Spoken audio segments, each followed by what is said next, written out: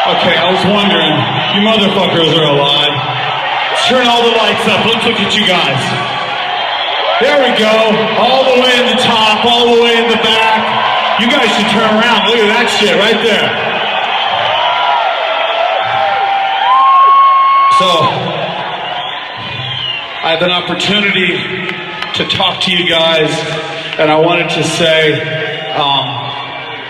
well, first of all, I think that being in this band, well, I don't think I know, being in this band has been one of the greatest experiences of my life, and I'm going to miss these motherfuckers so much. And I thought we would just take a second and we would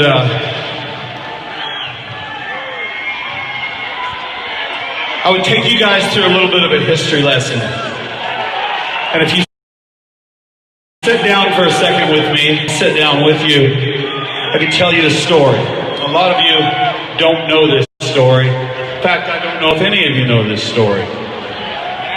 You can sit down. You can tweet this shit later. Go ahead, sit down. Okay.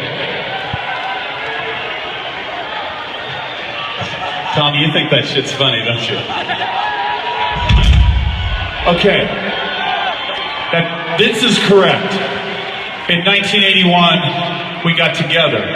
But there's just a little bit more to the story. And the reason I want to tell you guys this story is because if any part of this story didn't happen exactly the way I'm going to tell you right now, you guys would have not gotten in your cars and came here tonight.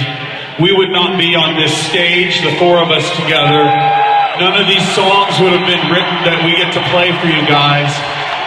And it probably, well, we probably fucked over 100,000 chicks, and that wouldn't have happened either, for sure.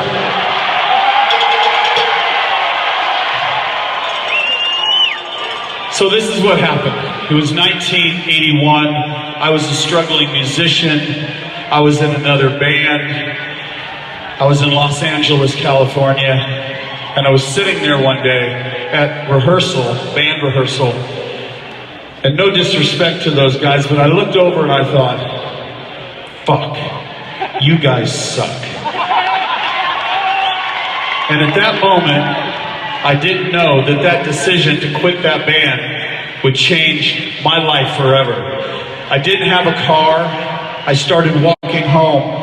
And I remember on my walk home, I was thinking, there has to be 3 other guys in this city that want to rip the fucking throat out of the music industry.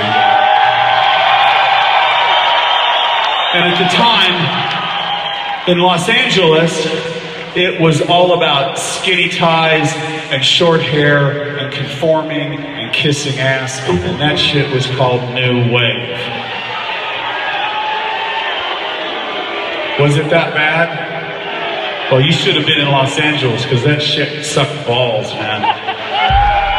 So, what happened was I decided to go to a club called the Starwood on Santa Monica Boulevard, and I walked in that night and I saw a drummer on that stage who was kicking the shit out of the drums, blew my fucking mind.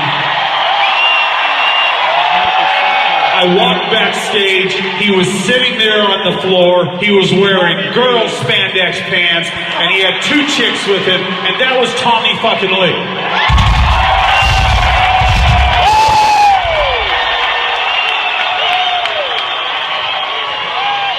I can see it. I sat on the floor, I was having a rum and coke, he was drinking beer, and we talked about what we loved. Punk rock, we loved heavy metal, and we loved great music from the 70s, like Queen and Aerosmith and Black Sabbath, and as a matter of fact, fucking Alice Cooper. So me and Tommy set out to start a band. And so we set up in this rehearsal place, and we were playing, actually it wasn't a rehearsal place, it was this girl's house, but that's as good as we could do. And we were playing these songs, Too Fast for Love, On With the Show, Starry Eyes, Merry Go Round. But it was just bass and drums, and we needed a guitar player because we really wanted some fucking meat and potatoes in this band, something heavy. And we picked up a magazine called The Recycler, and it said, loud, rude, aggressive guitar player, only call me if you're serious. My name is Mick Mars.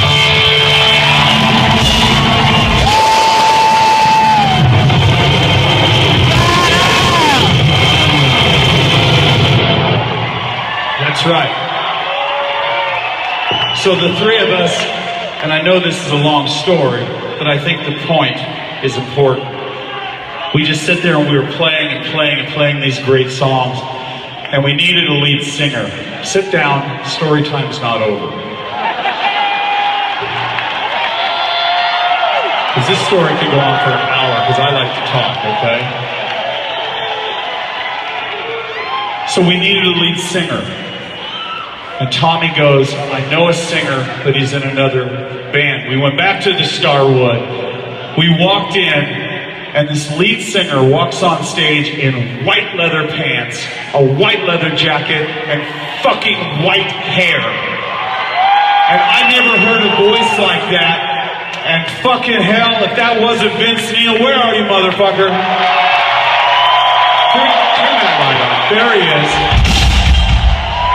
And that was the beginning of why we are here. And let me tell you, we pooled our money together, we went to a rehearsal room, and we sit there, and I handed the lyrics to Vince, to Livewire, and he goes, I've got this. And Mick ripped into the fucking riff. And Tommy started pounding the drums. I picked up the bass, and it was January 17th, 1981. That's why we're here. Motley Crue was born, motherfucker!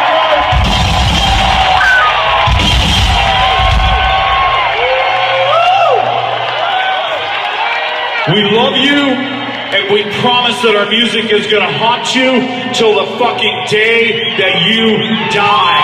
Let's make